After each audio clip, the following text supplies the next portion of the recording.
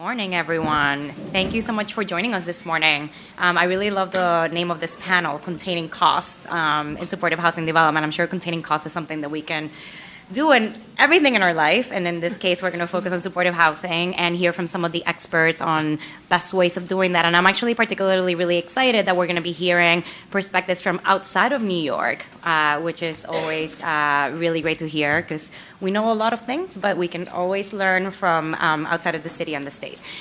So again, welcome to the panel. My name is Bea De La Torre. I'm the managing director at the Robin Hood Foundation. I manage the portfolio that has to deal with housing and homelessness. And before joining Robin Hood, I worked at HPD, the city's housing agency, specifically working on the planning unit and very much working closely with the supportive housing team and trying to figure out how to get deals from the start all the way through closing. So definitely dealt a lot with containment costs and what that means from every single standpoint in the financing.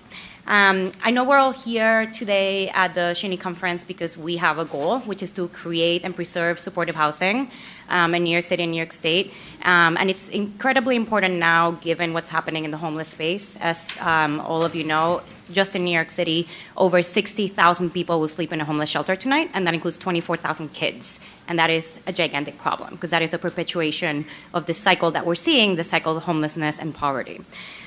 So in order to do that, there's lots of things that we need to do, including, creating 35,000 units of supportive housing. And we know that there's a lot of constraints right now. They have always existed, but now maybe they're feeling more acute. We know that at the federal level, things are challenging and will likely continue to be more so. Construction costs rising. City-owned land has been mostly developed, and land prices on the private side have been challenging, specifically for a lot of our not-for-profit developers. And deals are just becoming increasingly complex, right? There's a lot of legal costs, a lot of other costs associated with getting a deal done. So what we're going to talk about today is ways and approaches in which we can reduce costs. And the panelists that we have today are going to focus on a couple things, including how to best control administrative and legal costs, how to really design the building and take an approach that can help mitigate for that cost escalation, construction monitoring, and also how to best steward public resources. So I'm just going to quickly introduce them all. They'll give you a little bit more background before the presentation, but today we are very pleased to be joined by Tony Shitemi, an architect from Urban Architecture Initiatives, by Joseph Olive, the owner's rep for Olive Branch Consulting, by Dana Greenberg, Director of Housing at Otura, and by Judy Jacobson, Deputy Director and General Counsel of the Massachusetts Housing Partnership. So with that, I'm going to turn it over to Tony first. And Tony did have a handout that should be on your chairs. If you do not have it, please just raise your hand and we'll have somebody bring it over to you. So we'll just give it a minute.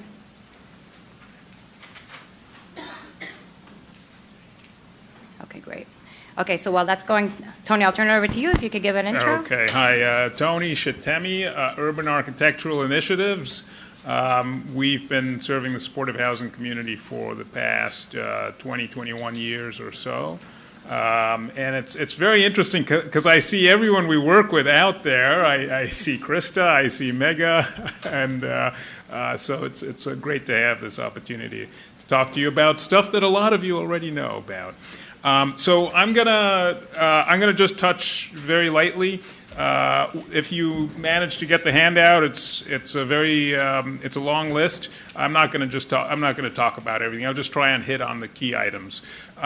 So the worst thing for cost containment is surprises.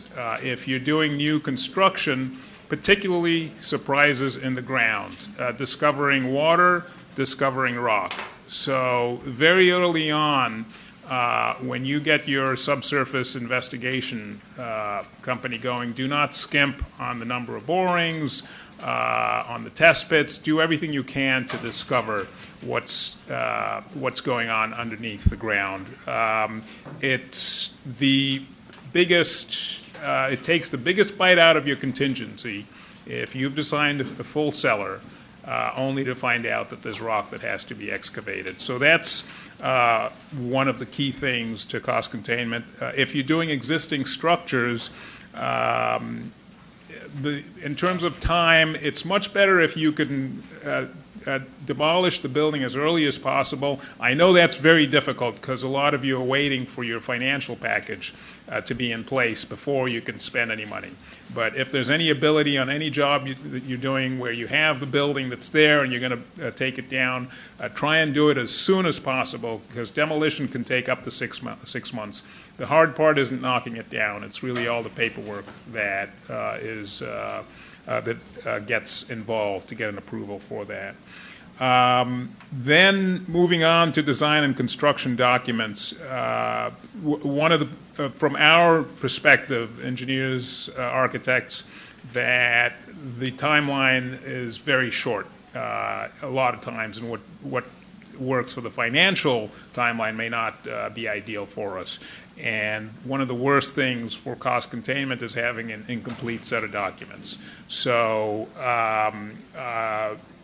we really need to put out a very good product. A lot of times we're in feasibility, going to schematic, going to construction document, and if you're doing a negotiated bid, there's pressure to get the plans out to the contractor, and so there's an incompleteness that can be carried on that manifests itself in construction, which again can be very, very dangerous.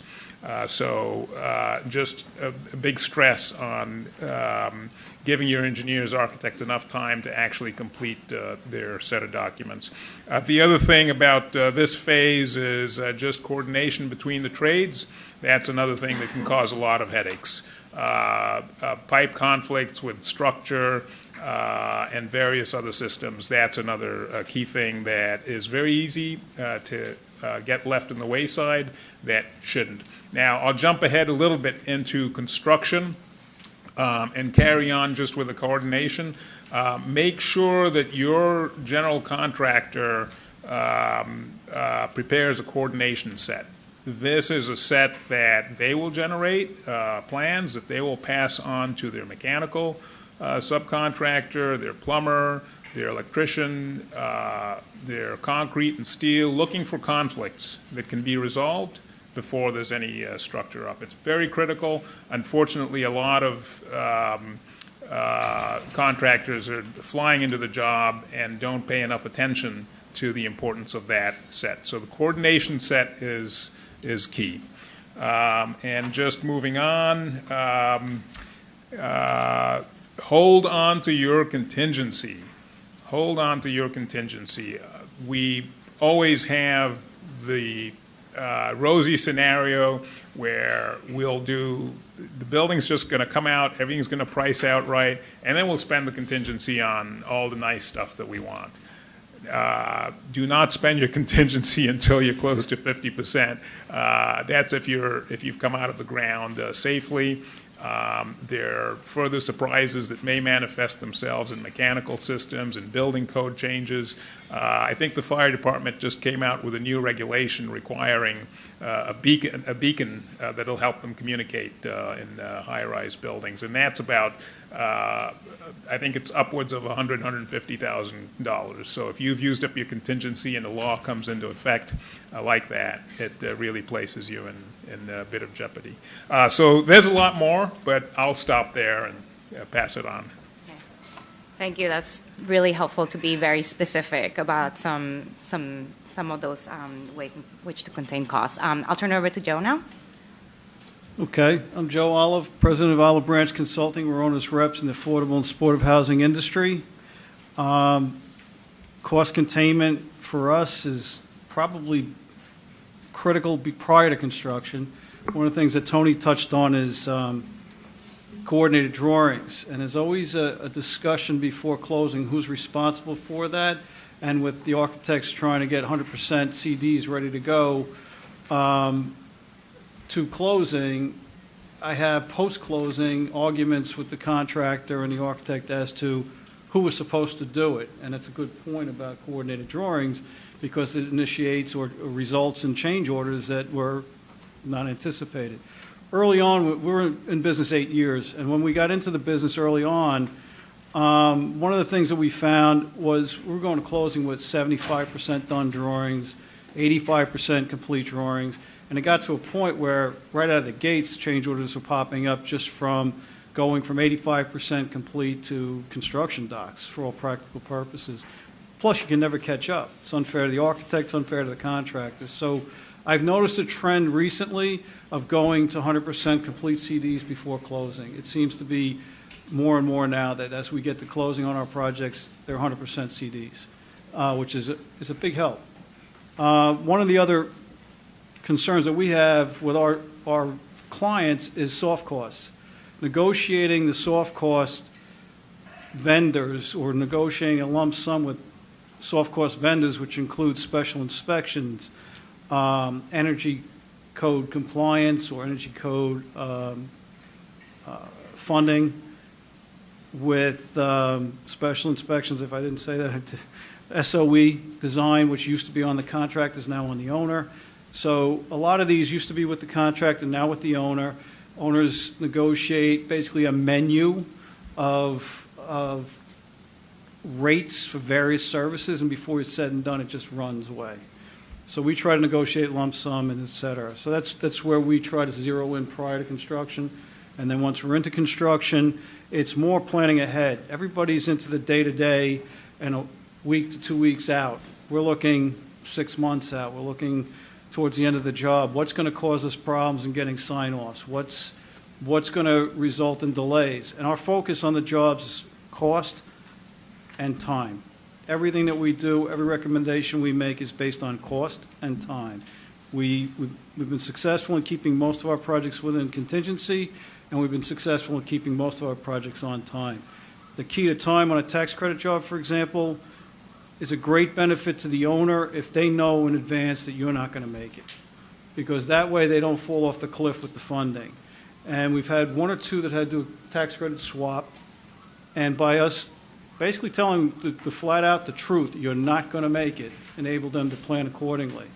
So our role in terms of cost control is we review change orders and we try to evaluate them from a fair perspective. A lot of times you've got owners reps that'll be very aggressive and cut it up in an unfair way, and honestly, you cut it now, it's going to come back somewhere else. Mm-hmm.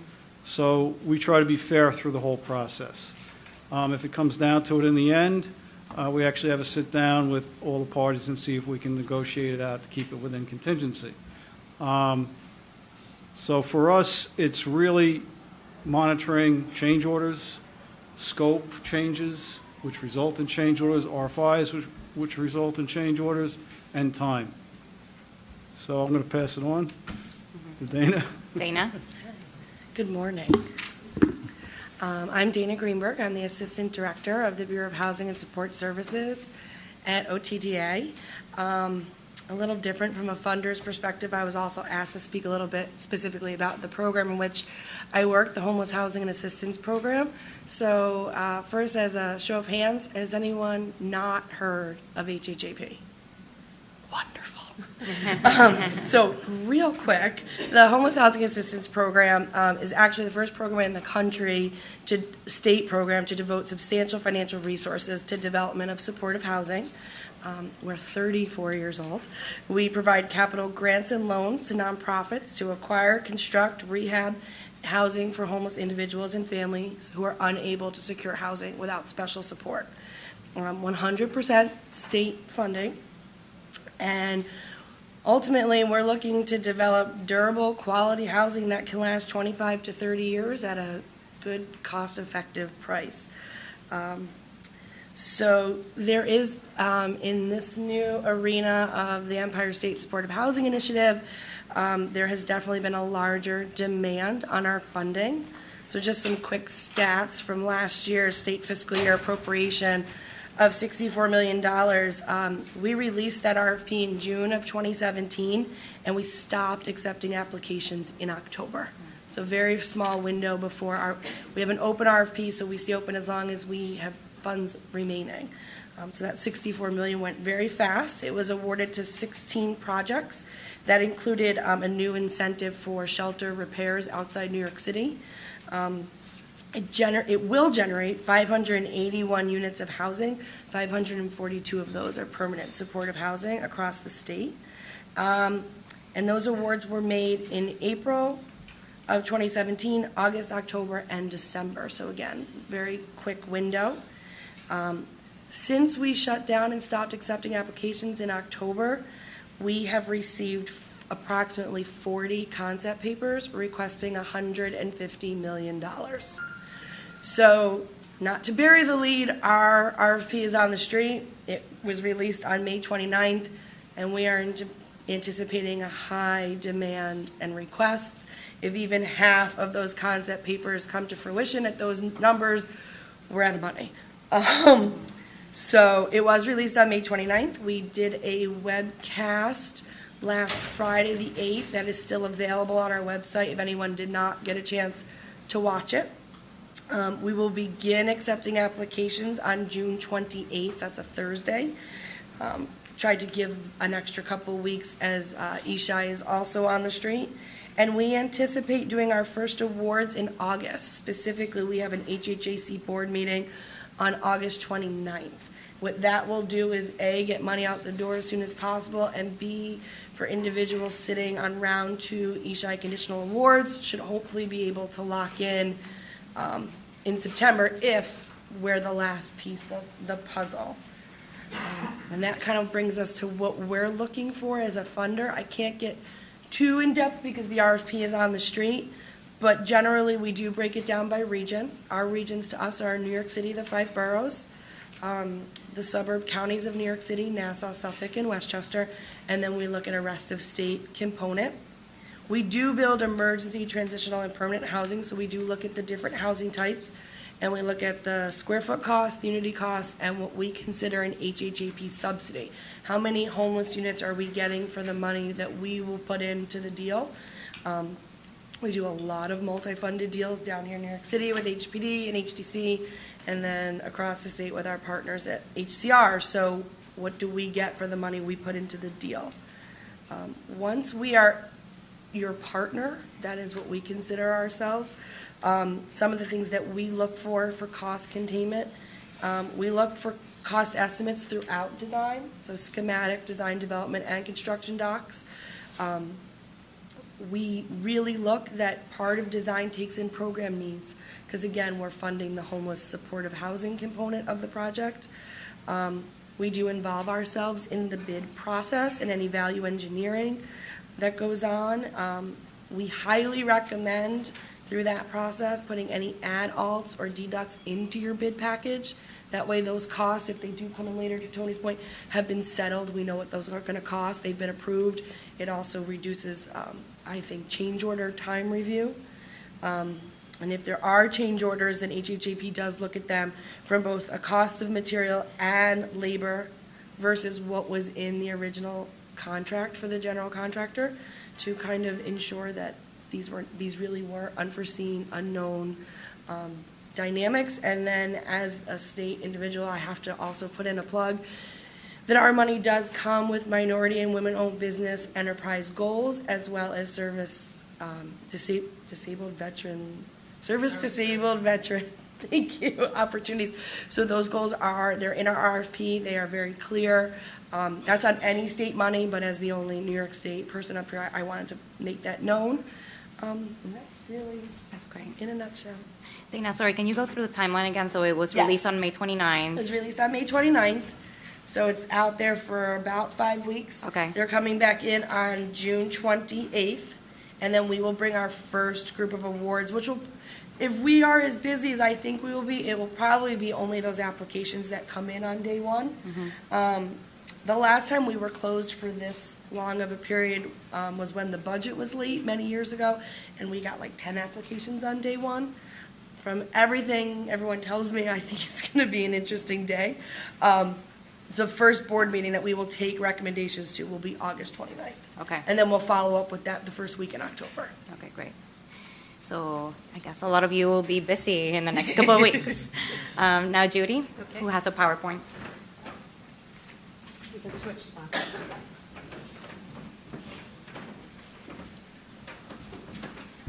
Well, hi, everybody. Thanks for having me.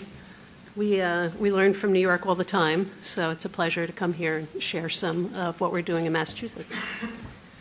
So I work for a small quasi-public state agency, Massachusetts Housing Partnership, MHP. We were created by the legislature. The governor appoints our board of directors. We are not the state housing department. There is a state housing department. There's a few of us that work together with our state housing department to try to create and preserve affordable housing in the Commonwealth. We are self-supporting, so we have to generate revenue to keep our lights on, so we're a little bit different in that way. We have a few different focuses. One is community assistance. We work with folks at the local level to try to increase the supply of affordable housing. We've kind of spawned a lot of local housing partnerships across Massachusetts. We have a big focus on surplus municipal land and housing authority land. We have a first-time homebuyer program. We've served almost over 20,000 families have bought their home through our program. Average household income about $50,000. So we think we're serving about the lowest income homebuyer you can serve responsibly, and folks have done very well. We also provide long-term permanent financing for rental housing. We got written into a very unique state law that requires banks buying other banks to make available some lower cost loan funds to MHP for affordable housing. And that's really what got us into the rental financing world. So let's see, start the slides. So a lot of us have been, I'm a lawyer, and a number of us have been very focused on how absurdly complicated affordable housing financing is. It's crazy, right? And I know it's as crazy here as it is for us. So we've had a number of different simplification efforts dating back to the early 1990s when the state agency, housing agencies got together and we created a one-stop application. So you could fill out one application and it would go everywhere to all the housing agencies, quasi or pure government, and a few years ago they actually automated it, and it's now called One Stop Plus. So that was a great innovation. When my agency got involved in permanent financing, we intentionally stayed out of construction financing. We felt like that's a space that's pretty well served by banks. They're happy to do short-term, fully guaranteed variable rate financing for construction. We really felt that what's needed was the long-term fixed rate financing. But unfortunately, we felt like every time we got into a deal that we were almost closing our loan twice. That at the time of the construction closing, they would want so many assurances from us about our takeout, and we'd have to be looking at everything they were looking at, and it was making us a little crazy. So we collaborated with one construction lender, a nonprofit consortium lender in Massachusetts, and we created what we call the One Source program. And basically what we did is we collapsed their construction loan documents with our permanent loan documents. A little weighty when you do that. And we set them up so that they're the construction loan documents to start, but all of the conditions for assignment for the takeout, which we call assignment by my agency, are built right into the documents. So if the borrower satisfies those conditions, we'll have a little mini assignment closing at the end of construction and stabilization.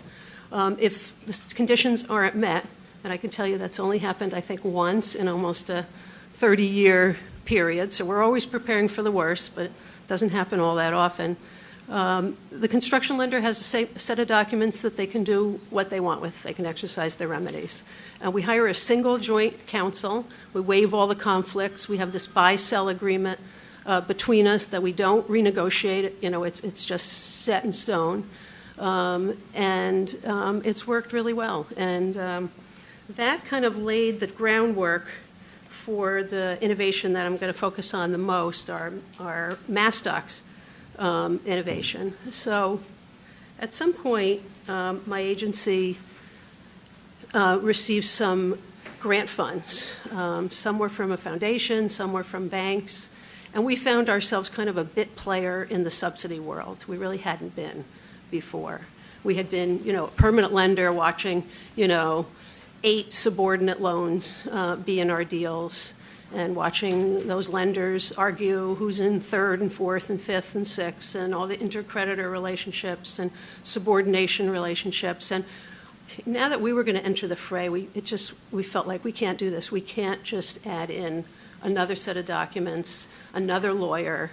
It just was making us crazy. So we created this MassDocs program, and I want to go through it, but I just want to point you to this. Let's see if I can make this sticker. This little box. I don't find out how to use this thing. The little box in the right-hand corner, the attorney login box. The system that we created is web-based, and this is how our attorneys get into it. And I'm going to show you some screenshots from what's behind the scenes in a minute. But basically what MassDocs is, it's a combined subordinate loan program. We can deliver multiple funding sources with a single loan. So basically what we did is we realized a mortgage is a mortgage is a mortgage. There's not that much difference between one mortgage and another. And so there's no reason that we need 8 mortgages for 8 subordinate sources. One can do. We combined, we worked with the 4 state housing agencies, and we combined all of our requirements into a single set of documents. So of course, in a loan agreement, for instance, there's lots of different program possibilities. This program currently works for over 20 programs. We started with maybe about 8 or 10, but they've added over the years. Let's see, what do I want to tell you about this? So we have a single loan agreement, single mortgage, single affordable housing agreement restriction. This was really one of my personal priorities, because it makes me crazy if there's 6 or 8 different affordable housing restrictions. I mean, of course, a good property management company is lining them all up and trying to figure out sort of what's the bottom line from all these requirements. But I really wanted it in a single document. This is really what we're all in it for. Let's be clear. What are the affordability requirements? How many units? What income levels? What's the term? If one lender's restricting 80% AMI 2-bedroom units and another's restricting 60% AMI 2-bedroom units, guess what? The 60% trumps and the 80 kind of becomes irrelevant. So let's kind of get to what is the bottom line affordability. We have, because 8 lenders, or however many lenders who are participating in the MassDocs loan can't all be identified as and hold the documents. We designate one lender, it's typically our state housing department, as the agent lender, and they hold the documents on their behalf and on behalf of everyone else. And we have this behind-the-scenes global participation agreement, and this defines the relationship between the participating MassDocs lenders. We call it global because we didn't want to do one of these every time we did a deal. We did it once, and it applies for every deal we've done. And I'll give you some data in 1 minute, but we're just about pushing 500 closings using this program. Let's see.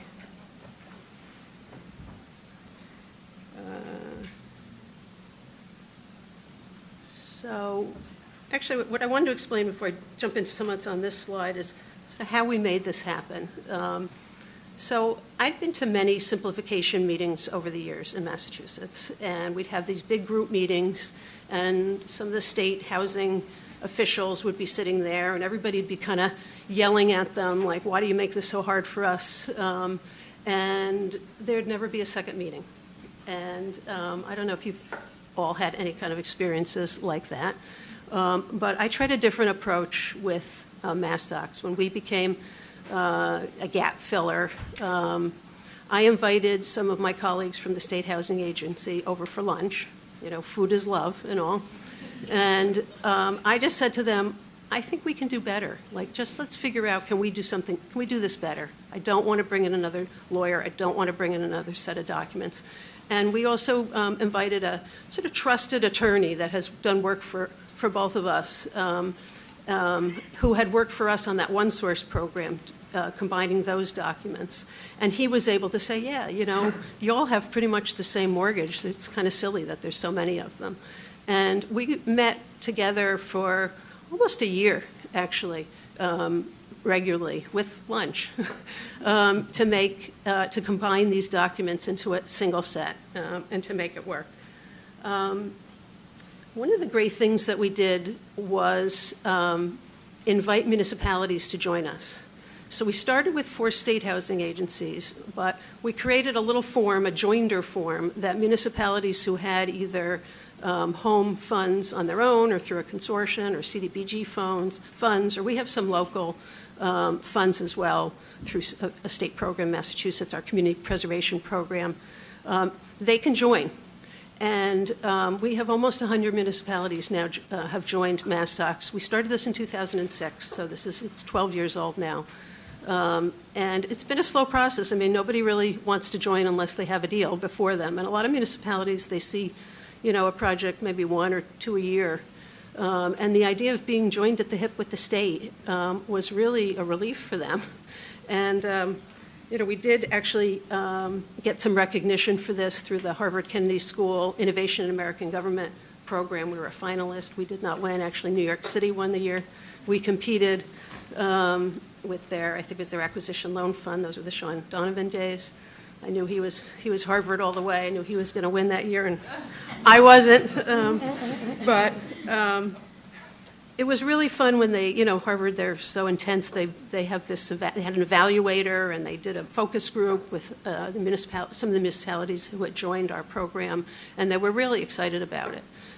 So that felt really good. And we haven't done a great job of calculating the cost savings from this program, I will admit. These numbers that I have with cost savings of as much as $18 million over the 12 years, that's just for our state housing agency. We're not calculating, that's just, they used to hire multiple attorneys from multiple sources, and they've just done a calculation of how much they think they've saved over the course of the 12 years for their attorney fees, which they typically pay out of admin funds. They don't typically pass it on to the project as my agency does. But I think those savings are much greater if you calculate for borrower, developer savings, and I think we've saved some trees through the process as well. So let me just give you, if we logged into that little attorney login box. Actually, let me stop and step back for a second. So we created these documents, and they were kind of a bear, right? If you have documents that can work for 8 or 10 or now 20 different programs, there's a lot of bracketed language. Never mind that you have language bracketed if there's a ground lease, if there's a condo, if it's an LLC, if it's an LP. I mean, there's lots of variations on the theme. So we created these documents, and everybody wanted to see our boilerplates, and we were like, they're unreadable. There's like way too many brackets. So someone introduced us to a automation consultant, document automation. So think TurboTax. If anybody's ever done their taxes through TurboTax or something like that. We created an interview with this consultant. So this is the first page of the interview. And you can see along the left side, you can navigate either along the left side, you can jump around to put in the project name, the project location, other information about it, or you can navigate using the buttons on the bottom, the next or button. And we have our closing attorneys, they're secretaries, they're paralegals, they're completing these interviews. Each funder who wants to participate in a MassDocs closing fills out a project information form, and they supply all this information to the closing attorney, and then they have this stack of project information forms, and then they or their secretaries or paralegals complete the interview. So I just gave you a few screenshots to just give you a flavor of what kind of the underbelly of the system is. So where I filled in AHT on the program, there's a drop-down menu there, and that's where our 20-some-odd programs pop up. And so you put in information about that loan. What's the amount of the loan? Does it accrue interest? What is the interest? What's the term of the affordability restriction? How many units are restricted at what income level? And all that information goes on that page. Here's a page where it's just sort of miscellaneous information, but For instance, if you check the third box down, tax credit allocation, a whole bunch of more interview outline items on the left side would pop up, because this system will actually create the tax credit regulatory agreement for the state. It gets automatically generated. So it's a very dynamic system. I mean, it's basic smart in that once you write the borrower's name once, it will appear in everywhere it should appear in the signature blocks and all that. But it's also smarter than that in that once you fill in that box with how many units at what income level, it will not only create a box that shows you all that, but it will calculate a composite. What I was talking about before, bottom line, how many 2 bedrooms at what income level, how many 3 bedrooms at what income level. And it's great that way. So when you get to the end, it congratulates you and asks you which documents you want to generate. And there's a whole bunch that you can generate. And the bottom line is that they come out, once you generate the documents, they're Word documents. And you can mess around with them further. We try to discourage major messing around. We've tried to, there's a reason that we gave them a name, we gave them a logo, we gave them a certain font. We don't want to be Fannie Mae, but we want to be a little Fannie Mae-like. You want to change our documents? Think about it. We don't really want to change our documents a lot. The industry has accepted our documents. We've made some changes as we go along. If there's something stupid in there, we certainly want to hear about it. But we've really tried to make them a balanced set of documents that people can live with. There's not, material or reasonable every place every lawyer might want. But we think we have them in the important places. And the industry has really embraced this. So that's kind of it. I'll close with a few just parting thoughts about how to make system change in this crazy, complicated system we work with. You really have to change the culture. I think when I first became counsel for a lender, and I went to a closing meeting, which nobody does anymore, but back in the day, people actually used to meet face to face. And when the Developers Council came in with a closing agenda for all of the lenders in the room, at first I was kind of like, really? I'm the lender. I get to provide my closing agenda. And I quickly realized, you know what? This is great, because they're the ones that have to organize all of us. And that they had a single agenda that brought in all of our requirements, and we were free to sort of say what's missing. And so now there's no self-respecting developer attorney in Massachusetts that doesn't come in with a closing agenda, consolidated closing agenda. I don't know what happens here. I'm curious. You guys have to tell me. I think that's it to me, sort of the message is just do it. There's a lot of we get into our heads about how hard this stuff is and how hard it is to change. When we were developing our OneSource program, I worked with one construction lender. We just sort of made it happen. We were frustrated. They were willing to work with us. If we had called a meeting and convened, 30 construction lenders who operate in Boston and Metro Boston and around the state and said, we want to find a way to do construction permanent takeouts better, we would have gotten nowhere, really, I don't think. And I think just working with one party, and now everyone uses it. Bank of America, big national banks, and our developers are our best marketers. They go around, and when they're selecting their construction lenders, if they want to use MHP's permanent financing, they'll say to their construction lenders, are you willing to go OneSource? So our programs have become verbs. And the same thing on MassDocs, going MassDocs with a municipality. That's how we hear from people a lot, is from developers. They really don't want to have 1,000, documents. And I think also just our collaborative approach with MassDocs, again, not that you state housing agencies should do this better. And again, just, starting with that idea of, is there a way that we can all do this better together?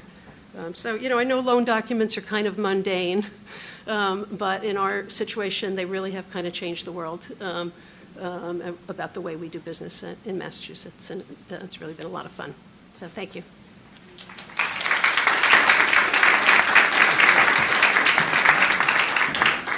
Thank you, Judy. That was fantastic. I'm sure Mass Docs came very close second to the New York City Acquisition Fund for the Harbor Prize. Speaking of, you obviously found a very efficient way of streamlining the process, and I would love to hear from all of you in the panel. What things do you think could be improved in the process per se in order to help contain costs and have better coordination, which we now know obviously time leads to cost, and also on the policy side? So if you could address both the process and on the policy, what changes do you think need to happen that would help you in your job in containing costs? So Tony, we'll start with you. Sure. I think the biggest thing is just having a team that's worked together before, the experience team, not to knock new folks out, but when you've been through it before, you already know what's happening. There's predictability. That's a very big factor. Although we all want more time, I suspect we're never going to get it because there are financial deadlines and timelines, and that's sort of what's driving everything. But just as Judy is saying, if there are any processes for automating any of the procedures, I think definitely that saves time. From our perspective, that's a critical. And on the policy side, I'm curious if there's anything that you... On the policy side, I'm probably the worst qualified. I mean, what we've seen from our perspective as architects is just there's more complexity but we're seeing the right thing being done. We're seeing more supportive housing with affordable. That makes it easier to get through. Let me not say get through. That's better to enrich the communities in which we're going. But I think anything to help reduce the bureaucracy, the layers of overlapping oversight is helpful. Again, to Judy's point, in terms of automating anything, it would be helpful. Yep. Joe? Go back to the discussion earlier of 85% complete drawings. The fact that we're going to 100% complete and it's being pushed is great. In that process, I think going to closing, the budget that's established by the funding sources tends to be very conservative. And in the current market, at least in New York City, the prices are increasing at a record rate. So by the time we get to closing, prices have already gone up. So when the contractors are buying out the job, they're already in the hole. So if there's a way to bring that budget up to the current date prior to closing with 100% complete docs, I think you minimize the burden on the contractor, the burden on the change orders, the burden on the developer in the long run. Policy-wise, in New York, I think Judy's presentation was great because in New York, even reviewing the docs and the attorneys and everybody involved could go through 5 or 6 different sources, funding sources, plan and cost review, budget review. We may have, on one project right now, we're in 4 or 5 different funders are reviewing the same docs. So there's a lot of costs and time added to that and a lot of questions to be answered. Right, So. right. Thank you. Dana, from your perspective, also if you could talk about the coordination between agencies, because that's obviously a big issue, and how it's been streamlined and plans to streamline as well in the future. Absolutely. So the word that comes to me is communication. Because we're not able to do many. HHAP upstate still does some deals where we're the sole funder, but that doesn't happen very often. So I think from the developer's perspective, the nonprofit developer that is usually partnered up with someone is communication. Having insight together at a closing table would be interesting, but the closing calls, every funder knowing what the other funders need. Something to our dismay, sometimes we'll get on a call and we'll wait till it's our turn and we'll need something to close, and everybody thinks that we're ready to close because they weren't aware that there was something else we needed. From a policy perspective, I guess that's guilty as charged for the red tape that can come in. But I think, too, and it was in part of the title for today's thing, right now policy in New York State is definitely supportive of affordable and supportive housing. So it's everybody taking that opportunity, and hopefully, in all honesty, working ourselves out of jobs would be a wonderful, wonderful thing. As far as collaboration, we do it on our own. So HHAP specifically with HPD Supportive Housing Loan Program and some of the other programs over at HPD that have now a special need homeless set aside, we have joint riders for the GC contracts. When the Office of Mental Health had capital funding, they still have some. We have joint riders with them. So we've really tried to take that initiative to do that. With Homes and Community Renewal, we share our inspectors so that you're not getting two state representatives who might not agree. So we really are trying to share our resources and our knowledge with each other. We're always in communication. We have monthly calls, again, to go over our pipeline with HCR, with HPD. Right now at the state level, other than some money over at OMH and a small amount at Oasis, that is our capital funders. One thing I didn't really touch on, but I think is kind of important to quickly note, is through the Homeless Housing Assistance Program, we do have a corporation component, the Homeless Housing Assistance Corporation, which has a board of directors. So our chair is our commissioner, but sitting on our board is the commissioner of Oasis, the commissioner of OMH, the chair of the Housing Finance Agency. And while those individuals do not come to our meetings, their designees are all folks sitting on some panel today. So you've got the director of housing from Oasis, the director of housing from OMH, you have Sean Fitzgerald from HCR. So through at least the HHAC board meetings, we're meeting bi-monthly, we're talking about projects. It's very rarely that we bring a project to our board that doesn't have somebody else's funding, and especially with ESHI, because both OMH, Oasis, and OTDA are also operating contractors for the ESHI program. So I think our collaboration is good. I think it could get better. I think the MassDocs is a really neat component that is way above my pay grade, but would be an interesting component to a deal. Yeah. And it surely, I can see how it can reduce costs and make some things more effective. Yeah. Quick follow-up, Dana. So it's great that you're, talking a lot, communicating between the agencies and with the board and whatnot. What channels do developers and, people in the development team have to provide feedback to you and to some of the other agencies of what's working and what's not and what could be improved? To give us feedback, we definitely try to, when our RFP closes and we're revamping it, we try to reach out and talk to people, positive feedback, negative feedback. I think the network helps their members in that role. We've definitely, Corporation for Supportive Housing's here, NYSAFA, they've all come and met with us and represented their members with concerns that they have, and we've definitely tried to address the ones that are within our ability. Okay, great. Thank you. I have a few other things I could share about what we do that would might be helpful. Thank you, Judy. One that I didn't mention, a great thing that came out of the MassDocs process was our state housing agency started convening a business meeting before they would kick off a closing. So it used to be, you kick off a closing and, a few weeks in, there's a funding gap develops or some problem, some issue. And so now it doesn't happen so much anymore. There's these business meetings, no lawyer, I've actually never been to one, no lawyers allowed. And they're just the business people, and all the open issues are discussed, and until there's agreement that all the open issues are nailed down, no closing attorney gets assigned. So, it's cha-ching, cha-ching once the attorney gets assigned, so we want to make sure the deal's really ready to go. A few other things, not only do we share inspectors with amongst various lenders, including bank lenders, but we also share appraisers, jointly engage appraisals. Folks have been working on common design guidelines. I don't know if that's an issue for you here, but we find some of the separate, having a multiple design guidelines from different agencies, and some have requirements that actually do jack up costs. So we've been pushing back against some of the minimum unit size requirements, for instance, that exceed state building code and whatever else.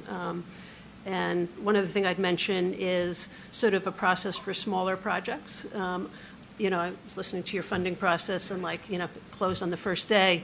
We have a pretty clogged pipeline for tax credit projects. You can go in 4 or 5 times before you're going to get funded. A couple of years ago, our state housing agency started a pre-app process, and that at least weeds out some of the clear no's. And also, we've been pushing, haven't been completely successful in having a outside of the QAP process for small projects. You know, I call it like the bike lane compared to the crowded superhighway. So just smaller projects under 20 units that are not going to use tax credits. You know, can they just move a little more quickly? So we've been working on strategies for that. That's great. I have a few more questions, but I really want to hear from you all as to the panelists. So let's open it up for questions. If you could just stand in the middle and ask.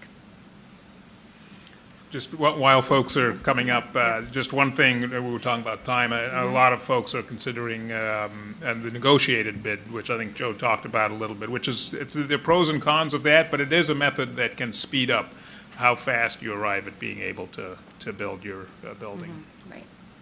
Great, thank you. So my question is for Joseph Olive. I'm Janice Stewart with the Community Builders based in our Albany office, Albany, New York. You had mentioned before that rate sheets aren't the best way to go with contractors or with any persons that you employ during the development process. I had thought differently because I thought in pre-development, which could be a year, a lot of things can change. Design can just drastically change within the year. You can choose one property at the beginning, and then in the middle of it, you choose a whole different set of properties in the middle, and you probably end up with a whole different set of properties at the end. Can you talk a little bit more about what conversations and what contracts you should have in place to be able to keep costs down during that year when so many things are in flux during the pre-development period? I think hard cost and soft cost, separate them between the two. The soft cost process is knowing there's been a lot of changes in the New York market. Special inspections went from the contractor to the owner. There's a lot of monitoring of construction, whether it be environmental, et cetera, through the process. So as long as the owner's rep, the developer, everybody involved knows what's required, then you can negotiate your contracts accordingly for the soft costs, establish a lump sum, and control that. The lump sum is the critical part of that, and it's tough because you got to get people into a realistic point of view. Look, I don't want to spend $200,000 in special inspections on a project just because it's on a rate sheet and they just keep charging by the hour or by the service. So if you can negotiate a fair rate, and most special inspection agencies are willing to do so, it's within your budget. Your budget's established based on that. If there's a slight overrun, it's covered by the soft cost contingency. On the hard cost side of it, the negotiated bid process that Tony mentioned is phenomenal. I really like that process because you're familiar with the contractor you're bringing in. They establish a baseline budget based on schematic drawings, and you work your way through that process. So that is actually, I think by the time you get to DD, design development, that's going out to subcontractors, so you're getting current pricing. So by the time you get to closing, your pricing is relatively current at that point, and you're comfortable with the cost, and you've worked through the value engineering in that process. Some agencies don't care for the negotiated bid and require the bid process, but we like the negotiated bid because you have real costs all the way till the end. So did that answer your question? Do you have a follow? You want to follow? Well, were you talking about many different properties changing in the process? Well, in the pre-development period, things change so much that how can you say we're only going to spend $1,000 at the beginning, but then realistically, a few months later, things are so different, $1,000 isn't realistic anymore.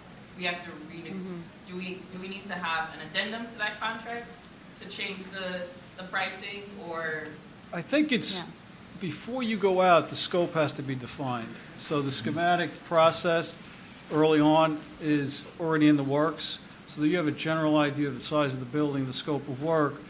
Then you go out and solicit the bids for each of the soft cost components of the project. So you have a pretty good idea of what services you're requiring. That way you're comfortable with the pricing you get. And I don't think philosophically the rosy scenario is useful because things always happen. So do not assume that everything will go perfectly in line.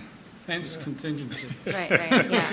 And the other thing, the differences between new construction and rehab. It's much harder, in a funny way, it's much harder to nail down the scope in rehab just because of the multiple surprises that can happen. So we always recommend a higher contingency for rehabs. Just one little thing, if I may be, just to touch on the negotiated bid. I love it, totally understand the need for it in terms of getting work done faster.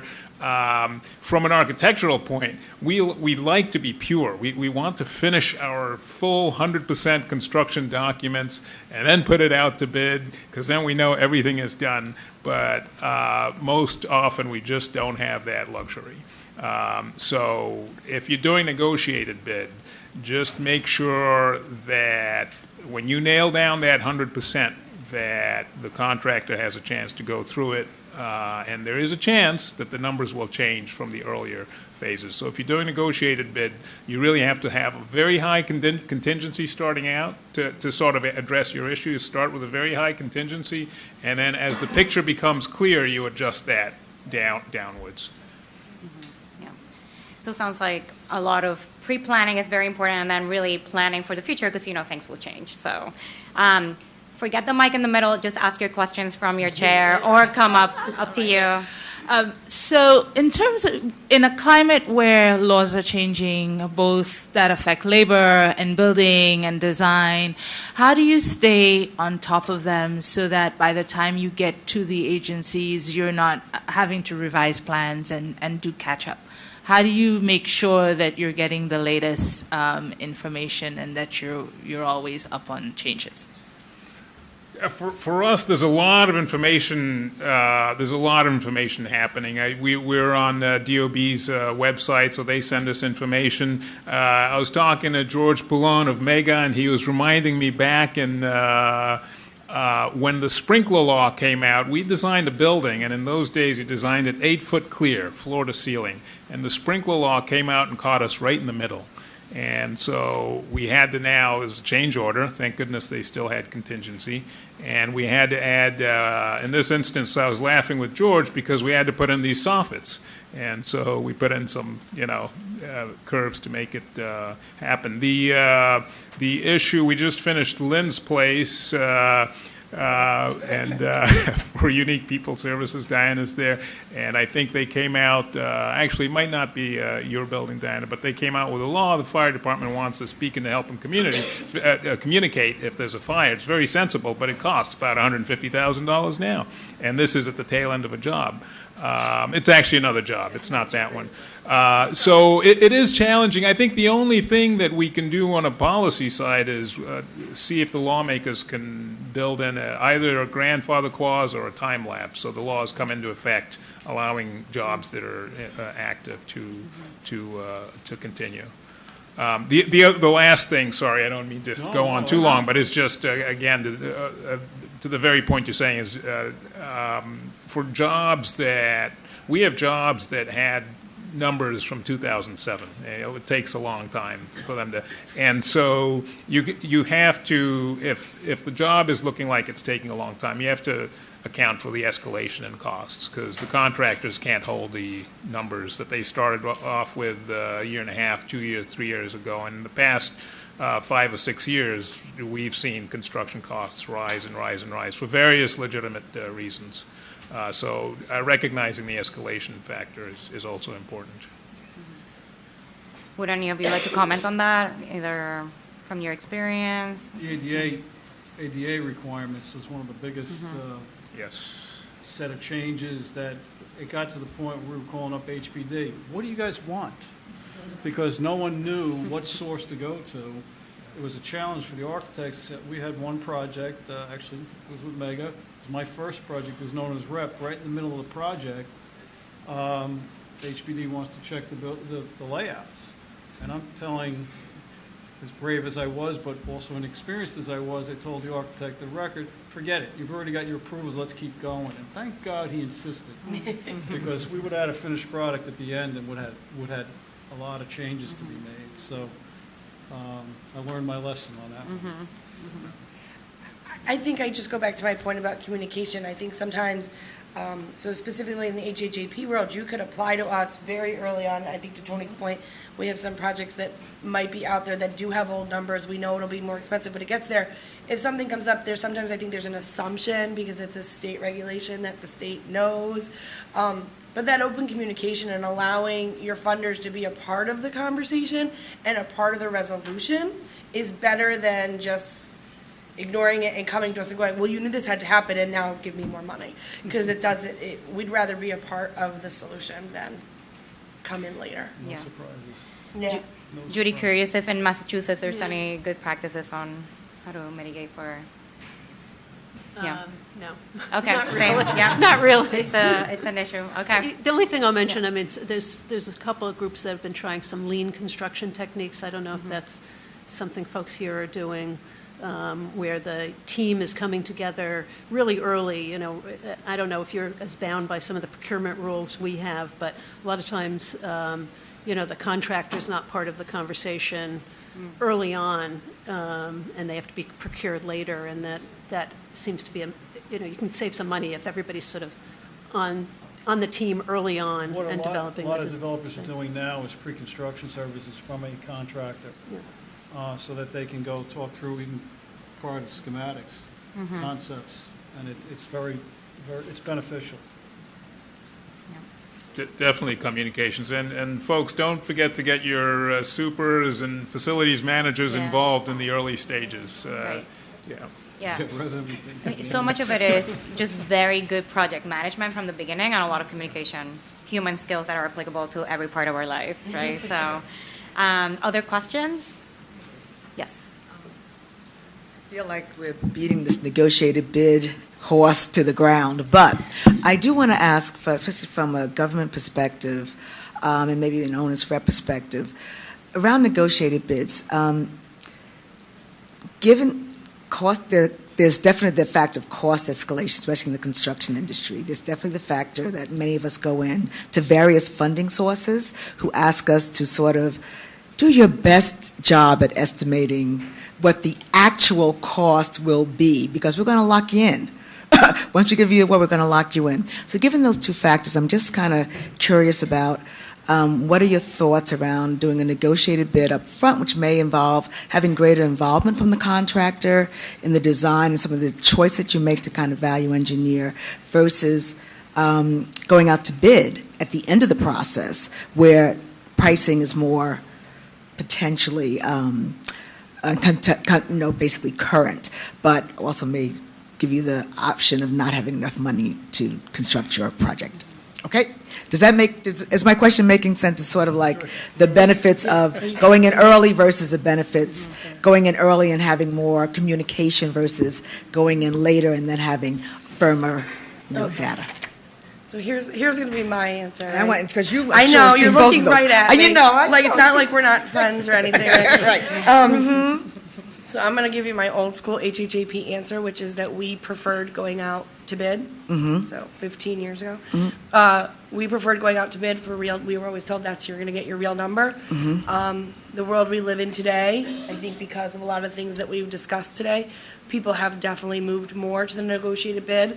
And I'll put myself out there and say, and then HHAP becomes the bad folk because we involve ourselves in the bidding process and we try to figure out another way to still say it's competitive, so that I can go look at my father who's ultra conservative and doesn't really maybe care about all this other than it employs me, and tell him that his tax dollars did something good at a good price. So surprise, in the new round of funding that HHAP has, it's mentioned in our RFP, and we're coming out with a new handbook since ours is very old, and it addresses this, that we will look at bid plans and bid matrices in lieu of a competitive bid. So what that means to me is that you've thought about your trades, you've thought about your material. If you're going to tell me you have a negotiated bid and you brought a GC in early, I want to see the product of that. What I don't want to see is, yeah, they've been here all along, but surprise, everything went up. So we're trying to move to that place so that we can match our other funding partners who believe that that's a better way to go and are shovel-ready projects and not stalling construction because of our process. So I think we're evolving there, and I do think in today's climate, getting a negotiated price probably is better. But again, it's about seeing that. So anybody out there with an application, document your process and what you're doing so that we can evaluate it for cost reasonableness. Okay. But I don't know. There's still an old school people in my head who are long retired who say bid, bid, bid. So I apologize for that. No, I'm in looking mind at you, and that- then I'm looking at Joe next. In the application process, you go out and estimate the project. You usually have a professional estimator doing Right. the estimate. Yes. So the starting point is that estimate, and if it's a quality estimate, when the bids come, if you bid it, they should come in close, or there should be a reason why they're not, something that's extenuating. So based on the fact that your HHAP application or any funding application goes in based on a bid, based on an estimate, On an estimate, yes. the negotiated bid comes after that fact. So if the negotiated bid is approaching the estimate, then I think it's been a fair representation of the cost of the job. We've gone out to bid recently on a project where the numbers were staggering. All the bidders were way out of the expectations, estimate and all.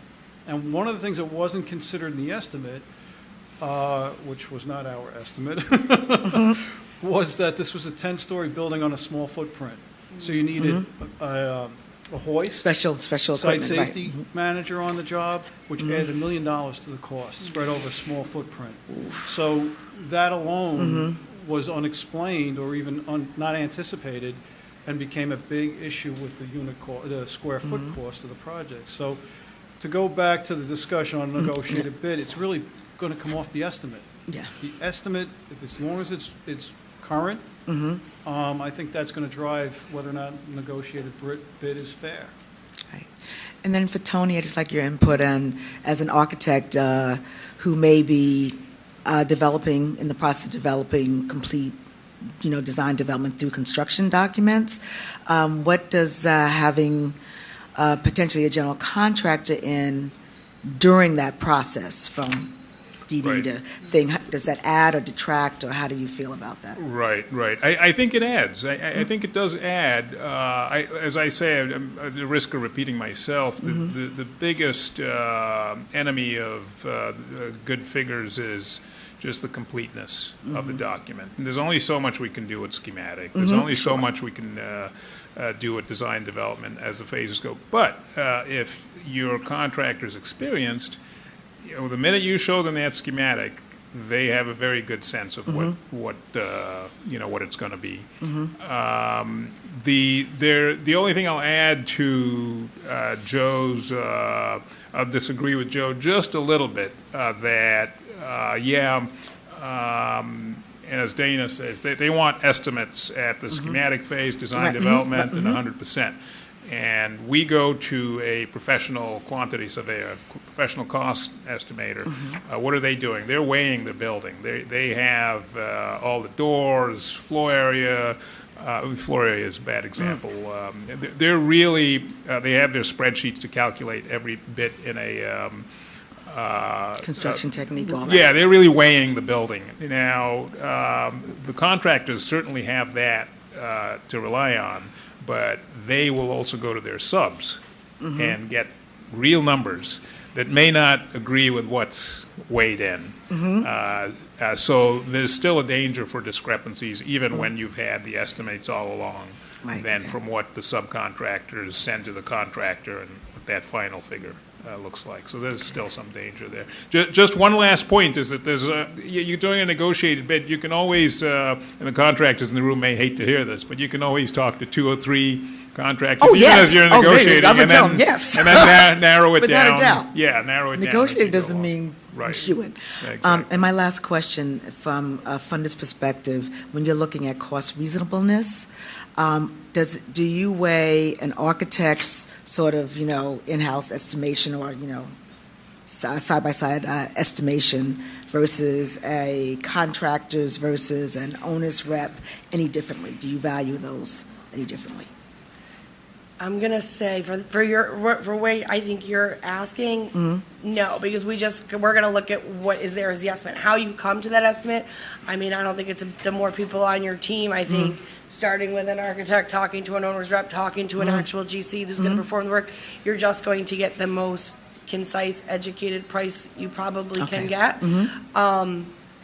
Obviously, at HHAP, that part of our review is actually done by the Dormitory Authority. We contract with them to kind of tell us what's the trends in the industry and what they think is a fair and reasonable price.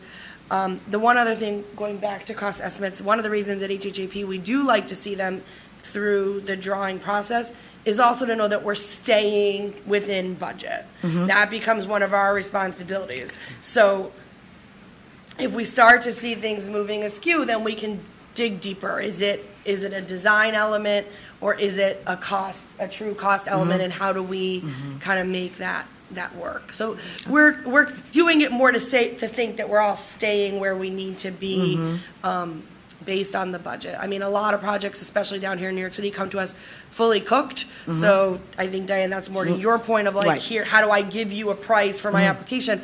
But something that we're in from the very beginning, that's when we'd be looking at those cost estimates to make sure we're staying within budget. Okay, thank you. Thank you for your questions. She's been waiting for. Hi. Yeah, one, I think, quick point and then one question. The quick point is regarding all kinds of negotiated acquisitions. One of the issues that comes in is how are the subs being selected? You're writing a handbook. You're involved in producing a new handbook. Think about it closely. I worked for the city at a period when there was a lot of school construction going through these huge CM build contracts with a lot of negotiated bids.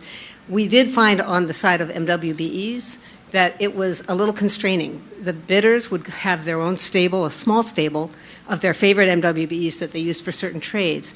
And it ended up meaning that a lot less of our work was really available to a lot of the MWB firms out there. So think about it. How are you going to ensure that there's a process maybe that's visible to you about how those firms will be selected? It'll help you be more successful, I think. That's really interesting, and I thank you for that, because I will. You're welcome. We'll talk later.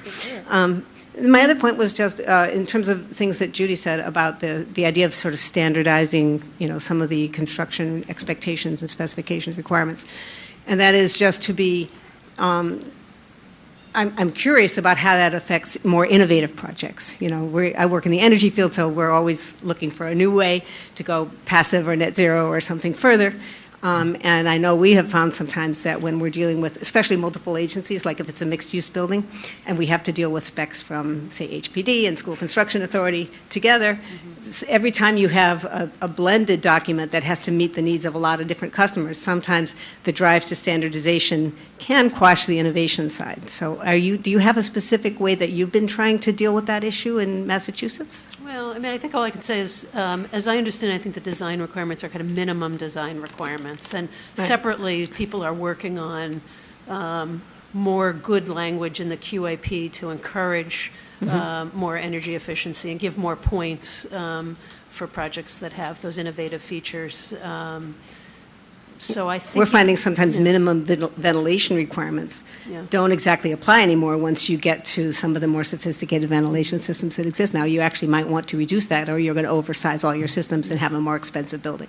Yeah. So it's interesting. Yeah, no, pick your point. I mean, I think you're right when you standardize, like, when we collapse our documents, they're a bear. Yeah. But, it's kind of pick your poison, So, it's a valuable thing you're doing. I think you can, I think on the design side, you're right, that there's, and they're all living, breathing documents, right? Whatever you do, it's not set in stone, so.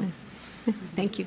Yeah, and I think going back to an earlier point that's been raised many times, communication in between the agencies that are setting the requirements is absolutely key. I remember I was at HPD when we adopted Enterprise Green Communities, and it took us a while to get it right as it applied to the co-op and to other city-owned RFP sites. But it required a lot of coordination in between the agencies to get there. Other questions? Yes, sir. I'm wondering if the panelists prefer using a general contractor model versus a construction manager with a maximum price at risk, and particularly if it pertains to this topic or not. Well, I'm very young, so I do remember a time when, in spite of my youth, I remember when there were jobs, late 80s, 90s, where there actually wasn't an owner's rep. There wasn't. It was the architect, the contractor. I don't know what changed in the interim that those started to be more representation. I think as more private investors get involved, there's more oversight needed, more verification probably. But sort of what you're asking is a little different, because you're talking about a CM, which is, I think, an entirely different process. And I'm not seeing too many CMs in supportive housing the way that we're doing, perhaps maybe for some of the larger jobs, but usually it's a contract, it's a direct contract with a general contractor and owner's rep representing the owner. We've done about 80 jobs in 8 years. We're only on one CM job. It's a hotel with affordable component. It's our first time working with CM, very early stages. My initial sense is there's a stable of subcontractors the CM uses. I don't know if you're getting, and they work within your budget. The benefit is if there's change orders, they're adding their fee on the change orders. So I'm still trying to sense whether it's a better way to go, but again, it's a large project. So on the larger projects, it might be the way to go. We're not experienced enough with it at this point to really give you an honest opinion on it. So at HHAP, we do allow for general contractors and construction managers. We like to see construction managers as contractors, not advisors, so therefore they end up being very similar. I think, to your point, one of the benefits is the construction price and what comes back to the project if not utilized, in opposed to a profit, because they get a CM fee in opposed to overhead and profit. We still see some CMs, but typically upstate and ironically on smaller projects. And then there's a lot of firms I notice that will can do either role. And I find, again, as a CM, as a contractor, there's not much difference. It's just if they're doing a CM role, they don't have any of their own forces doing any of the trades.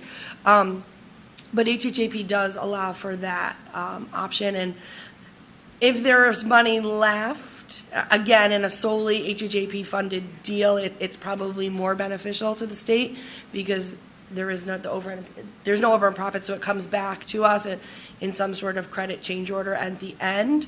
But typically, we're not seeing it that often anymore.